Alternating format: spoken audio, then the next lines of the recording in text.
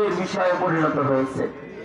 পক্ষান্তরে সুন্নতের ইত্তেবাকারী যে সকল যুবকরা আছে, যারা দাওয়াত ও তাবলীগের ছোঁয়ায় গিয়ে নবীর ইত্তেবা শিখছে, দাড়িটা রাখছে, পাঞ্জাবিটা পরছে, টুপিটা মাথায় দিছে, তাদেরকে ইউনিভার্সিটির বাকি ছেলেরা তিরস্কারের নজরে তাকায় দেখে, তিরস্কারের নজরে তাকায় দেখে। অর্থাৎ তার ভেতরে এই যারা তিরস্কারের নজরে তাকায় দেখে, তাদের ভেতরে নবীর সুন্নতের ইত্তেবার গুরুত্ব যে ইসলামে আছে, এই জিনিস, এই ঈমান, এই তালিম, এই শিক্ষা মুসলমানের একটি বিশাল গোষ্ঠীর ভেতরে মজুদ নাই। আমরা এটা বুঝি নাই, আমরা বিজাতি অনুকরণ করতেছি আর শান্তি খুঁজতেছি, যে শান্তি বুঝি বিজাতিদের অনুকরণের ভেতরে না। শান্তি, নিরাপত্তা, আল্লাহ পাকের ভালোবাসা সব নবীর অনুকরণের ভেতরে, কাফের মুশরিকের অনুকরণের ভেতরে না। আল্লাহ তাআলা বলেন, কুল ইন কুনতুম তুহিব্বুনাল্লাহ, কুল ইন কুনতুম তুহিব্বুনাল্লাহ ফাত্তাবিউনি ইউহিব্বুকুমুল্লাহ ওয়া ইয়াগফির লাকুম যুনুবাকুম ওয়াল্লাহু গফুরুর রহিম। আল্লাহ তাআলা তার বন্ধুর মাধ্যমে সারা পৃথিবীকে জানাইছেন, পৃথিবীর মানুষ যদি, মুমিনেরা যদি আল্লাহর ভালোবাসা পেতে চায়, আল্লাহর পক্ষ থেকে রহমত, বরকত, মাগফিরাত এসব নিয়ামতের ধনে যদি মুমিনের কাফেলা ধনী হতে চায়, তাহলে আল্লাহর শর্ত হলো নবীর অনুকরণ। নবী বলে দেন, ইত্তাবিউনি, তোমরা আমার অনুকরণ করো, আমার অনুকরণ করলে সব পাইবা। অর্থাৎ নবীর অনুকরণ করলে আল্লাহ তাআলা বান্দাকে ভালোবাসা, মাগফিরাত, নাজাত, জান্নাত, সকল নিয়ামত আল্লাহ তাআলা মুমিনের জন্য নবীর অনুকরণের ভেতরে রেখে দিয়েছেন। আর এটার ভেতরেই কামিয়াবি।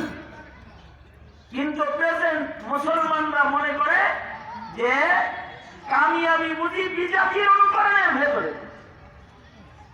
रिफातू की जुस्तजू में, रिफातू की जुस्तजू में ठोकरे तू खा चुके, आस्ताने यार पर अब सर झुका कर देख ले, आस्ताने यार पर अब सर झुका कर देख ले। जकी कैफी हजरत तकी उस्मानी দাওয়াত বরকাতুহুমের ভাই শাহাদাত বরণ করেছেন, ইন্তেকাল করেছেন। উনি এক কবিতাতে বলেন যে তোমরা তো উন্নতির আশায় প্রাচ্যের পাশ্চাত্যের কাফের মেদিনদের অনুকরণ করলে, কিন্তু শান্তি পাও নাই, উন্নতিও পাও নাই, দিন যাইতেছে অশান্তির দাবানল খালি বাড়তেছে। যদি আসলে শান্তি চাও তাহলে আবার নবী পাকের ইত্তিবার কদমে আবার ফিরে যাও, নবীজির অনুসরণে ফিরে যাও। এই ওয়াজ মাহফিল, তাফসীর মাহফিল, উলামায়ে কেরামের মেহনত যা কিছু আছে, এইগুলোর মূল মাকসাদ হলো মিল্লাতের ভেতরে নবীর রং ফেরায়া আনা, মদিনার অনুকরণ ফিরায় আনা, হারিয়ে যাওয়া সুন্নতগুলোর উপরে মিল্লাতকে উঠায় দেওয়া, এটাই মাকসাদ। কাফের বেদিনরা চায় না যে মুসলমানের কালার মদিনার সাথে মিলে যাক, ওরা চায় মুসলমানরা সব ইহুদি নাসারাদের কালারে তারা সেটআপ গেটআপ পেয়ে যাক। এই কারণেই বস্তুত নাস্তিক, মুরতাদ যারা, বেঈমান যারা, তারা উলামায়ে কেরামের যারা কথক, যারা সুন্নতের আওয়াজ মানুষের কানে পৌঁছায়, ইমানের আওয়াজ মানুষের কানে পৌঁছায়, যারা নিভে যাওয়া ইমানের প্রদীপকে জ্বালায়, যারা হারিয়ে যাওয়া আমলকে উম্মতকে শিখায়, তাদের কণ্ঠে তালা লাগায় দেওয়ার চক্রান্ত করে। কারণ একটাই, যে তারা এই জাতিকে তো সেই মধ্যযুগী বানায় ফেলবে। ওদের ভাষায় হলো যে ওরাতেই সব মধ্যযুগী বানায় ফেলবে। মুহাম্মদুর রাসূলুল্লাহ সাল্লাল্লাহু আলাইহি ওয়াসাল্লামের নকলকে মধ্যযুগীয় অপসংস্কৃতি বলে ওরা গালি দেয়। নাউজুবিল্লাহ, আসতে করে বলেন।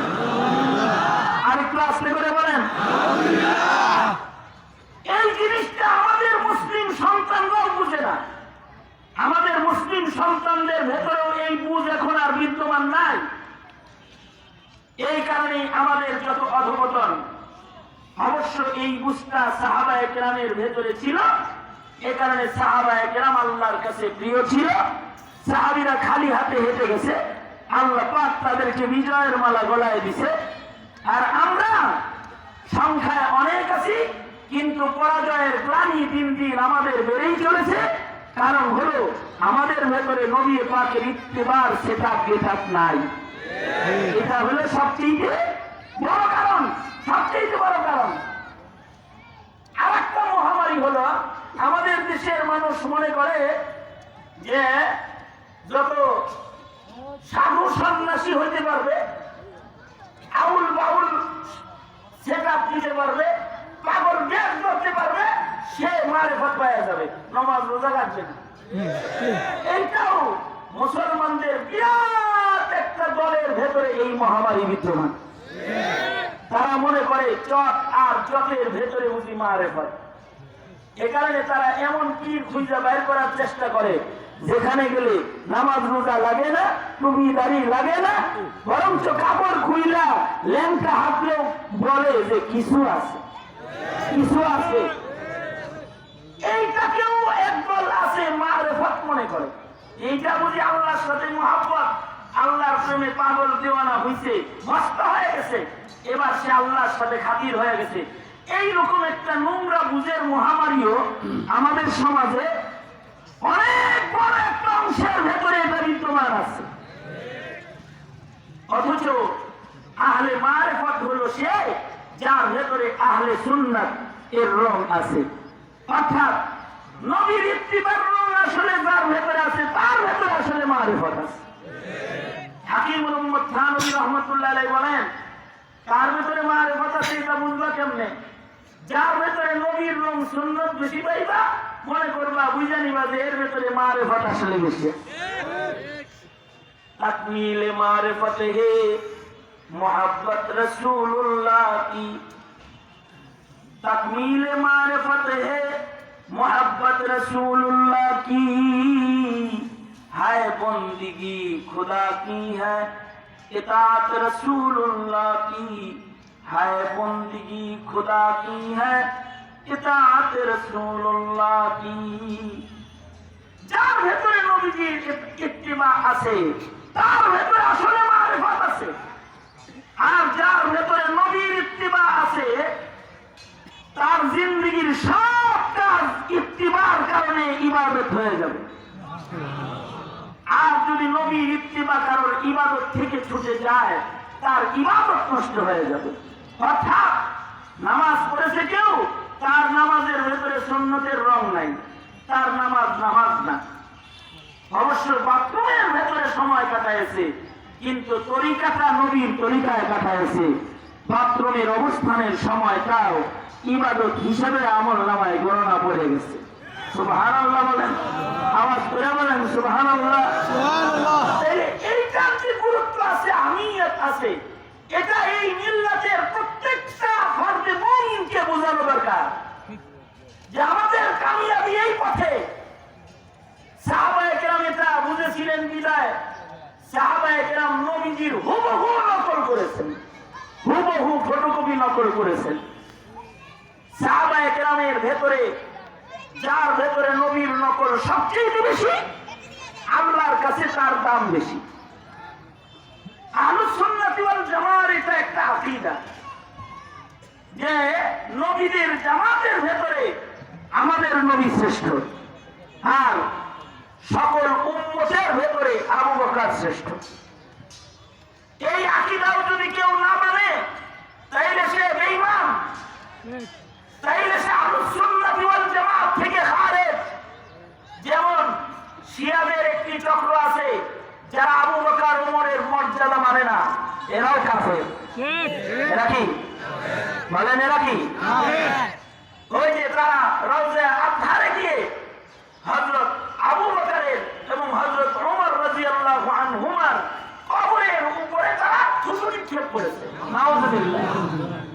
এদের ভেতরে তো কেউ কেউ এমন আছে যাদের আকীদা হইল যে জিবরাইল আসলে ভুল করে ওহী মুহাম্মদুর রাসূলুল্লাহ সাল্লাল্লাহু আলাইহি ওয়াসাল্লামকে দিচ্ছে, এটা আসলে হযরত আলীর কাছে আসার কথা ছিল। আকীদায় গন্ডগোল, আকীদায় গন্ডগোল। আকায়েদের অপর নাম হলো ঈমান, আকায়েদের অপর নাম ঈমান। যেমন আহলুস সুন্নাতি ওয়াল জামাআর আকীদা, কোরআন আল্লাহ যেভাবে নাযিল করেছেন, নবীজি সেভাবে উম্মতের কাছে পৌঁছাইছেন, উম্মতের কাছে যেভাবে নবী দিয়েছেন সেইভাবে এখনো আছে, কিয়ামত পর্যন্ত এর হিফাজতের জিম্মাদার আল্লাহ। এটা একটা আকীদা। কিন্তু শিয়াদের ভেতরে একটি চক্র আছে, তারা মনে করে যে কোরআন শরীফ যা নাযিল হয়েছিল সব এখন নাই, কিছু হারায় গেছে, সেগুলো কিয়ামতের আগে আমাদের ইমাম সাহেব নিয়ে আসবে। মানে শিয়াদের এক ইমামে এটা লয়ে আইব, এইটা তাদের আকীদা। বলুন তো, এইরকম আকীদায় যদি গন্ডগোল থাকে সে কি বেঈমান না কাফের? জোরে আওয়াজ করে বলেন। যেমন কাদিয়ানীরা কাফের কেন? কাদিয়ানীদের আকীদায় খাতমে নবুয়তের উপর ঈমান নাই, এই কারণে তারা কাফের। যার আকীদা ঠিক নাই তার ঈমান ঠিক নাই। আকীদা হলো আমাদের নবী শেষ নবী, আমাদের নবীর পরে কিয়ামত পর্যন্ত আর কোন নবী নাই। এই আকীদায় খাতমে নবুয়ত যারা মানে না, এরা সব কাফের। আওয়াজ করে জোরে বলেন, আরো জোরে আওয়াজ করে বলেন। এই হিসাবে মির্জা গোলাম আহমদ কাদিয়ানী কি মুসলমান না কাফের? জোরে আওয়াজ করে বলেন, মুসলমান না। হাজারির হযরত রহমাতুল্লাহ আলাইহি মৃত্যুর আগে ফতোয়া দিয়ে গেছেন, কাদিয়ানীকে যারা কাফের বলবে না ওরাও কাফের, কাদিয়ানীকে যারা কাফের মনে করবে না ওরাও কাফের। কারণ আকীদায় খাতমে নবুয়তের ভেতরে তাদের বিশ্বাস নাই। ওই রকম আহলুস সুন্নাতি ওয়াল জামাত থেকে তারাও খারেজ, যারা আবু বকরের ফজিলত মানে না।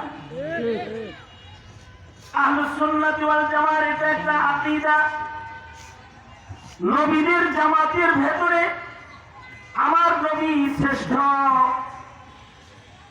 বাবা আদম থেকে শুরু করে আমার নবী পর্যন্ত যত নবী দুনিয়াতে আসছেন, সকল নবীর ভেতরে আমার নবীর শ্রেষ্ঠত্ব। তিনি সরদার, আমার নবী সাইয়্যিদুল মুরসালিন, আমার নবী ইমামুল মুরসালিন। ওইরকম যত নবীর যত উম্মত এই দুনিয়াতে আগমন করেছে, সকল নবীর সকল উম্মতের ভেতরে আবু বকর শ্রেষ্ঠ। আবু বকরের মর্যাদা সবচেয়ে বেশি।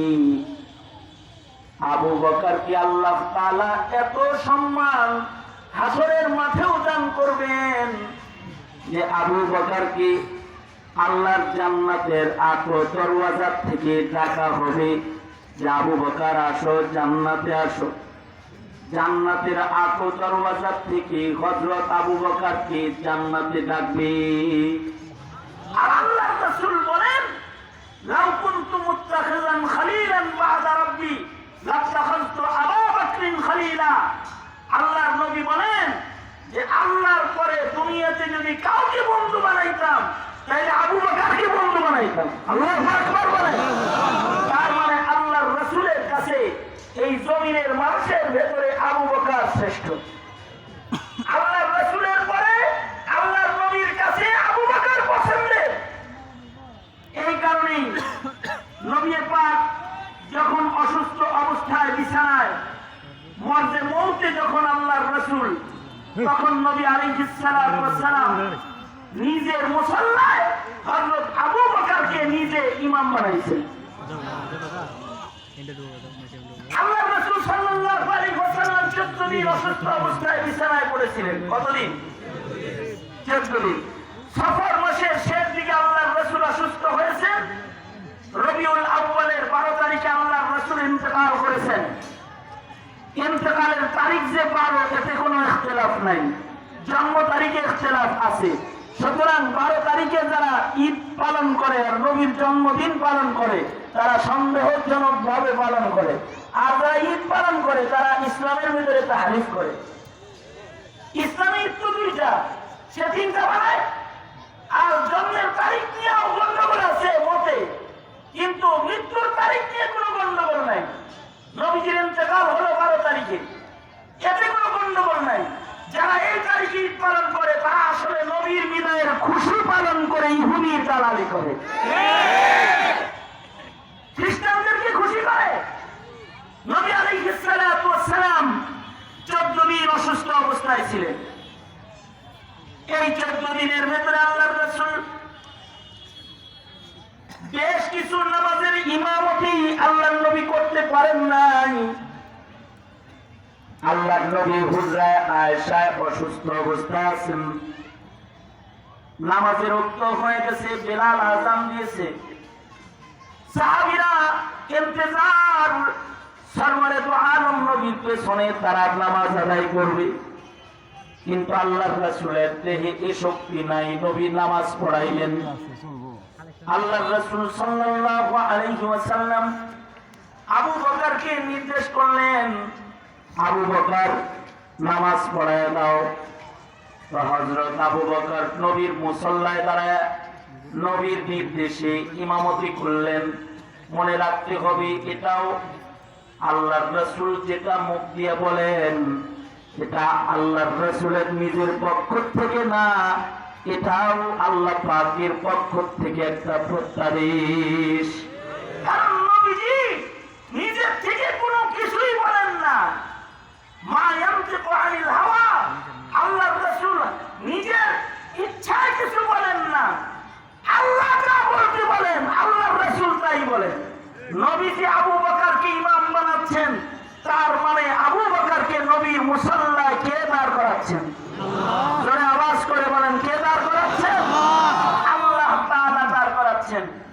আশ্চর্য বিষয় হলো, আবু বকর যখন নামাজ পড়াইতেছে আর সাহাবীরা সবাই যখন আবু বকরের পিছনে নামাজ পড়তেছে, এই সাহাবায়ে কেরাম রিজওয়ানুল্লাহি আলাইহিম আজমাইন মসজিদে যখন নামাজের কাতারে আছে, আল্লাহর রাসূল সাল্লাল্লাহু আলাইহি ওয়াসাল্লাম নিজে এই নামাজ দেখার জন্য মসজিদের জানালায় এসে কাঁধে ভর দিয়া, নবীজি হাঁটতে পারেন না, হযরত আলীর কাঁধে ভর দিয়া আল্লাহর রাসূল এসে জানালায় দাঁড়ায়া নবী পাক নিজের চোখে সাহাবীদের নামাজ পড়া দেখতেছে।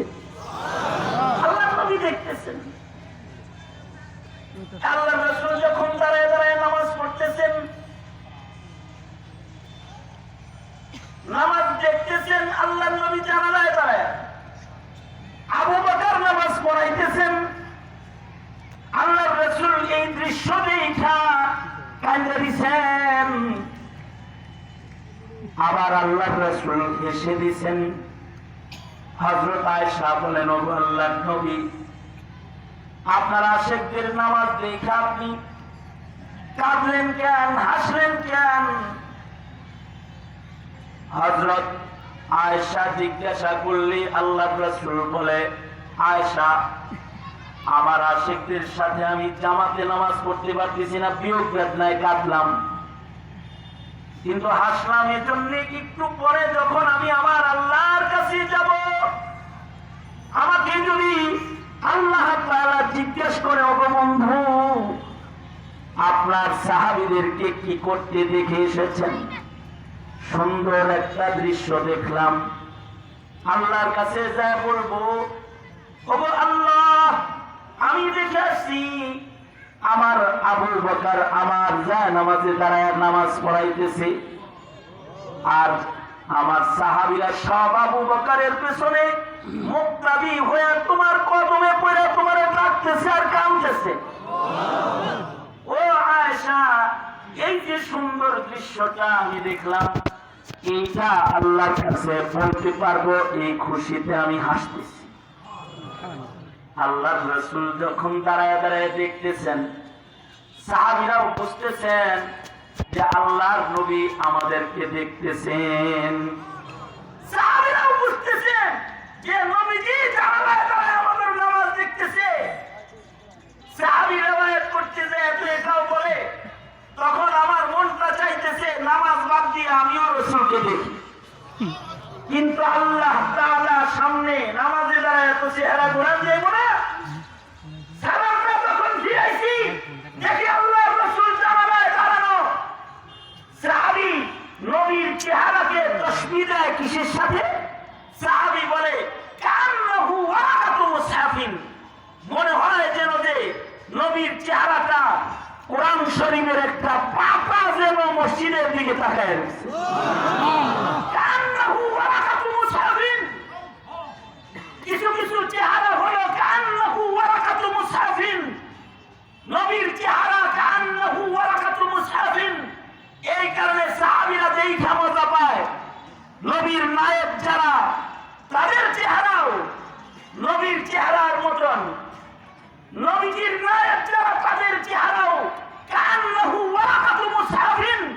সাহাবীরা নবীর চেহারা দেখা মজা পায়, আর কিয়ামত পর্যন্ত এই উম্মতের সাধারণ মানুষ আলেমের চেহারা দেখা মজা পাইতে থাকবে।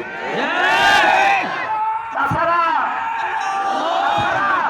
এই যে আপনারা হাজার হাজার মানুষ এখানে একত্রিত হয়েছেন, কিছু আলেম ওলামা আসছে, তাদের দেখার লেগেই তো আসছেন।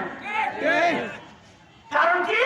আলেমের সিনার ভেতরে ইলম আছে, এখানে তার চেহারা দেখাও ভাল লাগে। সে যদি বৃদ্ধ হয়ে যায় তাও তার দেখে ভাল লাগে। আমাদের বুড়ারা যত বুড়া হয়েছে তাদের চেহারার দাম তত বাড়ছে। লাখ লাখ মানুষ এক জায়গায় হয়ে গেছে শেখুল ইসলাম আহমদ শফিকে এক নজর দেখার জন্য। কান্নাহু ওয়ারাকাতু মুসহাফিন। এখনো আল্লামা বাবুনগরী কোথাও গেলে লক্ষ লক্ষ মানুষ একত্রিত হয়ে যায় এক নজর দেখার জন্য। মামুনুল হক কোথাও গেলে লক্ষ লক্ষ মানুষ একত্রিত হয়ে যায় এক নজর দেখার জন্য। বস্তুবাদীদের সহ্য হয় না, বস্তুবাদীদের সহ্য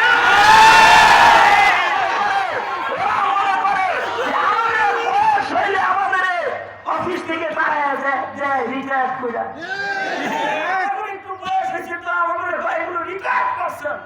এগুলোকে অফিস আদালতের চেয়ারে রাখা যাবে না।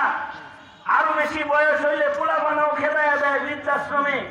আর এই মৌলবীরা চেষ্টারে খাইল, এটি যত বুড়া হয় তত পালকিতে উঠে যায়, পাল চলে যায় তো পালকিতে উঠে যায়, নিজের পা হারিয়ে যায় তো জনগণের পা তাদের হাঁটার পা হয়ে যায়, গায়ের শক্তি হারিয়ে যায় তো পাবলিকের শক্তি তাদের শক্তি হয়ে যায়, তাদের দেহ হারিয়ে যায় তো তাদের দেহ বহন করার জন্য লক্ষ মানুষ তাদের দেহ নিয়ে দাঁড়িয়ে যায়। এই সম্মান দেখে ওদের যাত্রাবাহ শুরু হয়ে যায়। আসলে ওরা বুঝে না কান্নাহু ওয়ারাকাতু মুসহাফিন, এরা তো কোরআনের পাতার মতো, এরা তো কোরআনের পাতা, এজন্য তাদের এত সম্মান।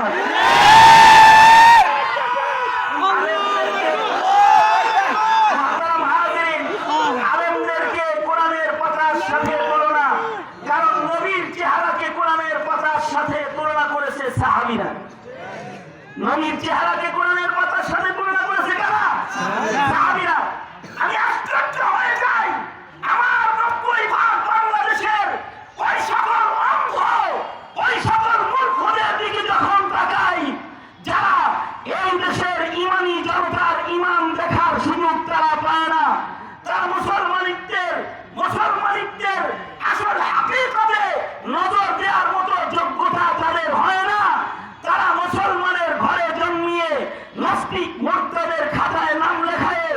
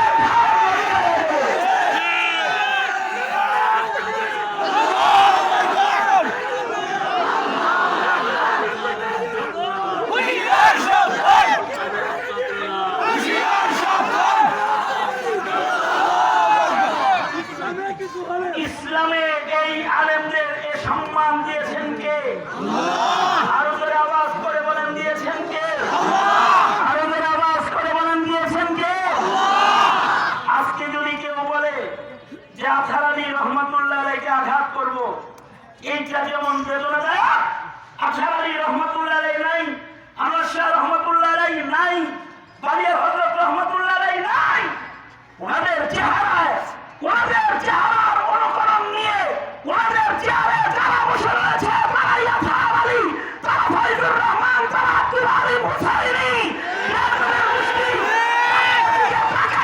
তাদের চোখ কপালে থাকবে না।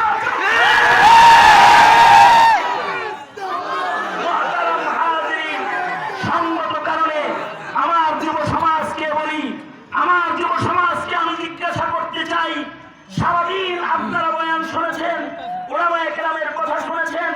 আমি হেফাজতে ইসলামের পক্ষ থেকে, হেফাজতে ইসলামের একজন দায়িত্বশীল হিসেবে আপনাদেরকে জানাতে চাই, বলতে চাই, জিজ্ঞাসা করতে চাই, এই বাংলার মাটিতে যারা ইসলাম নিয়ে খেলায় নেমেছে, উলামায়ে কেরামের ইজ্জত নিয়ে যারা দাবা খেলা শুরু করেছে, যারা কোরআন সুন্নাহ তাহজিব তামাদ্দুনের দিকে পাগলাগার দেওয়া আরম্ভ করেছে, এদেরকে উপযুক্ত শিক্ষা দেওয়ার জন্য আল্লামা জুনায়েদ বাবুনগরী কবি হেফাজতে ইসলামের কোন আহ্বান আপনাদের কানে পৌঁছে দেয়, মিল্লাত, জাতি, ইমানের মাসলা পেশ করতে কে কাফন পরে রাজপথে দাঁড়াবে?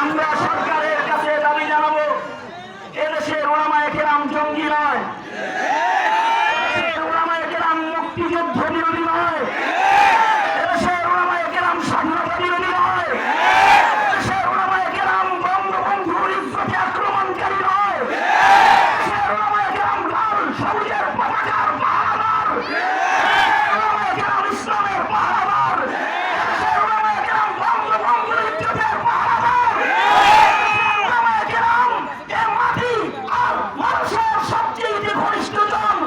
তাদের লিস্ট প্রস্তুত করে তাদেরকে মুসলমানের সামনে যাওয়ার থেকে বাধা না দিয়ে ওই সকলগুলোকে ধরুন যারা সকল কোটি মুসলমানের মাটিতে নবীর বিরুদ্ধে কথা কয়।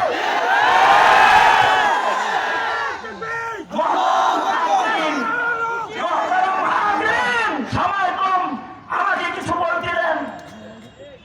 সুতরাং যারা ইসলামের বিরুদ্ধাচারণ করে, যারা আলেমের বিরুদ্ধাচারণ করে, তারা হাকিকতে কোরআনের বিরোধিতা করে, ঠিক না বেঠিক? তারা আসলে কোরআন বিরোধিতায় মত্ত। মুহতারাম হাজিরিন, নবীর চেহারা অথবা নায়েবে নবীর চেহারার মূল্যায়ন সাহাবায়ে কেরাম নিজেরা করে গেছেন। আল্লাহর রাসূল আলমের চেহারার মূল্যায়ন করে গেছেন, আল্লাহর রাসূল আলমের ইজ্জতের মূল্যায়ন করে গেছেন, ইসলাম আলমের সম্মান দিয়েছে। কোরআনে হাকিমে অসংখ্য আয়াত উলামাদের শানে অবতীর্ণ হয়েছে। সুতরাং আলেম উলামারা তারা হলো মিল্লাতের ভুল হয়ে গেলে ভুল সংশোধন করে দেওয়ার রাহবার। এ কারণে উলামায়ে কেরাম কেউ কখনো ভুল করলে লুকমা দেয়, এ লুকমা দেওয়া কোনো অপরাধ নয়, এটা তার ইসলামের পক্ষ থেকে দেওয়া নৈতিক অধিকার, ঠিক কিনা? এটা নৈতিক অধিকার, কারণ তারা জীবন্ত কোরআন, উলামারাই জীবন্ত কোরআন, উলামারাই জীবন্ত কোরআন। আল্লাহর রাসূল সাল্লাল্লাহু আলাইহি ওয়াসাল্লাম, নবী আলাইহিস সালাতু ওয়াস সালাম মসজিদের জানালায় দাঁড়ায়া দাঁড়ায়া সাহাবায়ে কেরামের নামাজ দেখতেছিলেন। আল্লাহু আকবার বলেন, আল্লাহু আকবার বলেন। আল্লাহর কাছেও যেমন নামাজ পছন্দের, নবীর কাছেও নামাজ শরীয়তে ইসলামে নামাজ সর্বোত্তম ইবাদত, এবং নামাজের হিসাব সবার আগে হবে। আল্লাহর রাসূল সাল্লাল্লাহু আলাইহি ওয়াসাল্লাম সাহাবায়ে কেরামের এই নামাজের দৃশ্য চিত্র আল্লাহর রাসূল জানালায় জানালায় দাঁড়ায় দাঁড়ায় দেখতেছিলেন আর কাঁদতেছিলেন। এই যে আবু বকরকে ইমাম বানালেন, আবু বকরের ইমামতির নামাজ আল্লাহর রাসূল জানালায় দাঁড়ায় দেখলেন। আবু বকরকে এমন মর্যাদার আসনে আল্লাহর রাসূল অধিষ্ঠিত করলেন। কারণ কি? কারণ হলো উম্মুল মুমিনিন মুমিনিন বলেন, আমার বাবা খলিফাতুর রাসূল এজন্যই যে আমার বাবার ভেতরে নবীর রং সবচেয়ে বেশি। হাইয়াম ওয়া মাইয়াতান, আমার বাবা আল্লাহর রাসূলের রঙে রঙিন। আল্লাহু আকবার বলেন। জীবিত এবং মৃত, জীবিত এবং মৃত অবস্থায় আল্লাহর রাসূলের রঙে রঙিন হলেন আবু বকর। এ কারণেই আল্লাহর রাসূল যেমন মৃত্যুর আগে আল্লাহর নবীর আমল হলো মিসওয়াক, আবু বকর মরার আগে আমল করেছেন মিসওয়াক। আল্লাহর রাসূল যখন ইন্তেকাল করেছেন, নবীর দেহে খায়বরের যুদ্ধে নবী পাককে বিষ মিশানো গোশতের দ্বারা যে হত্যার শহীদ করার চক্রান্ত হয়েছিল, আল্লাহর রাসূল ইহুদি মহিলার বিষ খেয়ে ফেলেছিলেন, বিষ মিশ্রিত গোশত মুখে দিয়েছিলেন। হযরত জিবরাইল ফেলতে বলেছেন, বিষ আছে, আল্লাহর রাসূল গোশত ফেলেছেন, কিন্তু নবীর লুআবের সাথে কিছু বিষ আল্লাহর রাসূলের পেটের ভেতরে চলে যায়। বছরে একবার আল্লাহর রাসূলের ওই বিষের যন্ত্রণা উঠত। বুখারীতে আছে, আল্লাহর রাসূল মৃত্যুর আগে বলেন, ও বিবি আয়েশা, মৃত্যুর আগে আমাকে যে ইহুদি মহিলার বিষ খাওয়াইছিল, ওইটার যন্ত্রণা আমি খুব বেশি অনুভব করতেছি। আল্লাহর রাসূল মৃত্যু যন্ত্রণার সময় বিষের আক্রমণে শাহাদাতের মত আল্লাহ তাআলা আল্লাহর হাবিবকে দান করেছেন। ঠিক আবু বকরের মৃত্যুর আগ দিয়ে গারে সরে যে আবু বকরকে সাপে কামড় দিছিল, যে সাপের কামড়ের বিষ নবী পাকের লালার বরকতে পানি হয়ে গিয়েছিল, মৃত্যুর আগে সিদ্দিকে আকবরের দেহের ভেতরে সাপের বিষের যন্ত্রণা এসেছে। ওলামারা বলেন, সাপের কামড়ে কেউ যদি মারা যায় সে হুকমান শহীদ। আল্লাহর রাসূল মরণের সময় শহীদের রং, আবু বকর মরণের সময় শহীদের রং। জীবিত অবস্থায় আবু বকর নবীর ফটোকপি। আল্লামা হুজ্জাতুল ইসলাম কাসেম নানুতুবি রাহমাতুল্লাহ আলাইহি বলেন, একটা আয়নার সামনে কোনো মানুষ দাঁড়াইলে আয়নার ভেতরে যেমন হুবহু আরেকটা নকল মানুষ দেখা যায়, আয়নার বাহির আর ভেতরের মানুষের ভেতরে যেমন কোনো গরমিল থাকে না, ঠিক আবু বকর আর নবীর অবস্থা হলো এমন। আবু বকর আর আল্লাহর রাসূলের মাঝখানে নিসবতে ইত্তেহাদি। আয়নার সামনে দাঁড়ায়ছেন যেন মুহাম্মাদুর রাসূলুল্লাহ সাল্লাল্লাহু আলাইহি ওয়াসাল্লাম। আর ইসলামের আয়নার ভেতরে যাকে দেখা যাইতেছে হুবহু রঙের মুসলমান, সেই মুসলমানটাই হইলেন হযরত আবু বকর। ইত্তিবায়ে নবী আবু বকরের ভেতরে এরকম বেশি। সঙ্গত কারণে আবু বকরের এত সম্মান, তিনি খলিফাতুর রাসূল। আর তুমি আমি বিজাতির অনুকরণ করে আজকে আল্লাহর কাছে ধিকৃত। সঙ্গত কারণে আমি আমার সামান্য সময়ের সবক থেকে যেই ওয়াদা এ মুসলিম মিল্লাত আপনাদের কাছ থেকে নিতে চাই, আজ থেকে আমাদের জীবনের প্রতিটা কাজ নবীর সুন্নতের রং লাগায় করব, এই চিন্তা ভাবনা দিলে লালন করব। আর এই সুন্নতের পথে চলতে সুন্নতের বাহক উলামাদের পিছনে আকাবিরে উলামায়ে দেওবন্দ যারা সুন্নতের পাহারাদার, তাদের পিছনে পিছনে চলব।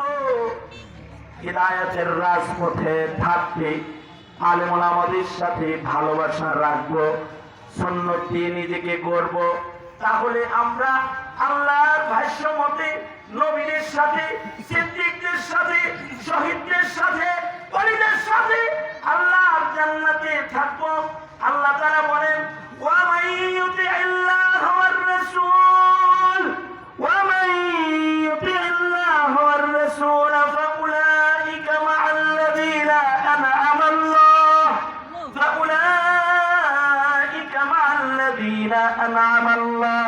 عليهم من النبيين والصديقين والشهداء والصالحين وحسن أولئك رفيقا আল্লাহ আল্লাহর রাসূলের ইত্তিবার রং কারোর ভিতরে পাওয়া গেলে আল্লাহ তাদেরকে নবীদের সাথে, সিদ্দিকদের সাথে, শহীদদের সাথে জান্নাত দেবেন।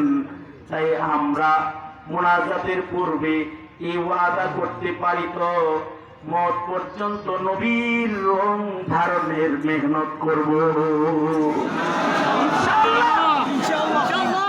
আপনারা ইয়া আল্লাহ, ইয়া আল্লাহ, আমার সাথে বলেন ইয়া আল্লাহ, ইয়া আল্লাহ। ওয়াদা করিতেছি আর নামাজ কাজা করব না। ইয়া আল্লাহ, ওয়াদা করিতেছি দাড়ি কাটিব না, ব্যবসা চলিব না, সুন্নতকে তিরস্কার করিব না, সুন্নতের রং ধারণ করিব, সুন্নতকে ভালোবাসিব। ওয়াদা করলাম, আয় আল্লাহ তুমি আমাদের কবুল করো। চিল্লায় জোরে আওয়াজ করে বলেন আমি, আরো জোরে চিৎকার করে জোরে বলেন আমি, আওয়াজ করে চিৎকার দিয়ে জোরে বলেন আমি। আল্লাহ তাআলা হাত নামান, আমাদের সবাইকে কবুল আর মঞ্জুর করেন, আর উলামায়ে কেরামের সাথে থাকবার তৌফিক দান করেন। এই যুবকেরা, ইসলামের পাহারাদারি করবি তো ইনশাআল্লাহ? পাহারাদারি করবি তো ইনশাআল্লাহ? যৌবনকে ইবাদতে কাজে লাগাবি তো ইনশাআল্লাহ? এর জন্য সর্বোচ্চ কুরবানি দিতে হলে দিবি তো ইনশাআল্লাহ? এটাই ওয়াদা। আল্লাহ তাআলা সবাইকে কবুল মঞ্জুর করেন, আমিন। जो कुछ हुआ या रब तेरे करम से हुआ। দোয়া করে উঠবেন, বসেন, দোয়া করে উঠবেন।